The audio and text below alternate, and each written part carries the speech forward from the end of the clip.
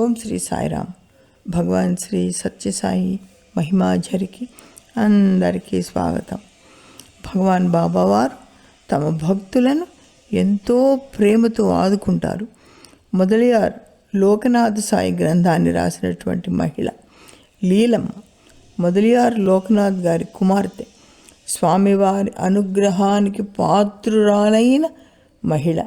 శ్రీ సత్యసాయి బాల వికాస్ తమిళనాడు రాష్ట్ర కన్వీనర్గా మద్రాసులో ఎంతో సేవలందించి స్వామి కృపకు పాత్రురాలైన పుణ్యజీవి.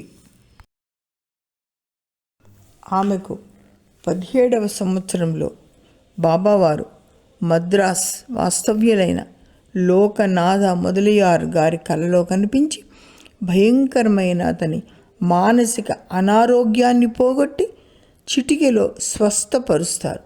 వారు అప్పటి నుండి స్వామివారి అఖండ భక్తులుగా మారిపోతారు. అసూయాపరులైన ఆమె బంధువుల నుండి ఎన్నో కష్టాలు ఎదుర్కొంటుంది.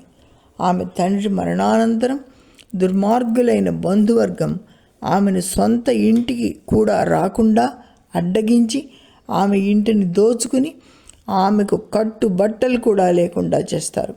స్వామివారు ఆమెకు సూచనలు ఇస్తూ అడుగడుగున ఆమెను ఆదుకుంటూ ఉంటారు. ఆమె ఆస్తి మొత్తం కాజేయాలని బంధువులు చేసిన కుట్రలను స్వామివారు లాయర్ అయిన కేజీ మాణిక్య వాసగన్ను నియమించి వారి ద్వారా కోర్టులో ఆస్తిని కాపాడుకోను సహకరించి ఆదుకుంటారు. స్వామివారి సూచన మేరకు ఆమె గిండిలోని షిరిడీ బాబా ఆలయంలో ఒంటరిగా నివసిస్తూ ఉండగా ఆమెను భయంకరమైన మాటలతో దూషించి రాళ్ళు రువ్వి పాములను లోపలికి వదులుతారు. అనేక విధాలుగా భయంకరంగా బాధ పెడతారు. అయితే ఆమెకు స్వామివారి పట్ల ఉన్న సంపూర్ణ విశ్వాసం వలన స్వామివారే ఆదుకుంటూ వచ్చారు. ఒకమారు ఆమె స్వామివారికి బంధువులు చేసే ఆగడాలను చెప్పినప్పుడు స్వామి అంటారు కదా, రాత్రులు ఒక గూర్ఖాను పెట్టుకో అంటారు. ఆ గూర్ఖా ఒంటరిగా అసహాయురాలైన ఈమె పట్ల తేలిక భావంతో తాగి వచ్చి మరిద్దరు ముగ్గురు స్నేహితులతో మందిరంలోకి వస్తాడు. అప్పుడు ఆమె స్వామిని ప్రార్థించగా స్వామి గూర్ఖాను మాన్పించేయి, నేనే కావలిగా ఉంటాను అంటారు.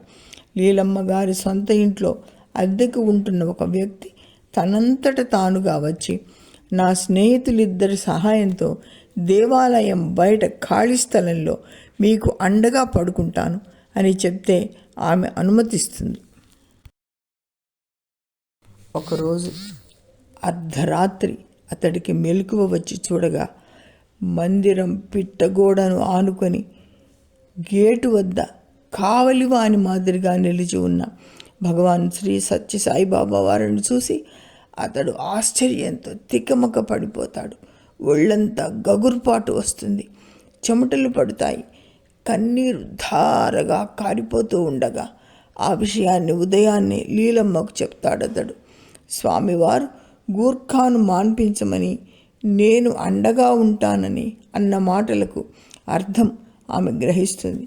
స్వామి తన పట్ల చూపుతున్న కరుణకు కన్నీటితో స్వామి పాదాలను మనస్సులోనే అభిషేకిస్తుంది. భగవాన్ బాబావారు తమను నమ్ముకున్న వారిని ఎలా కాపాడుతారో ఈ సంఘటనల ద్వారా మనం విశ్వసించవచ్చు. ఆమె బాల వికాస్కి ఎనలేని సేవలు అందించింది. శరణాగతి చేయడం ఒక్కటే మనం చేయవలసింది. జై సాయిరామ్.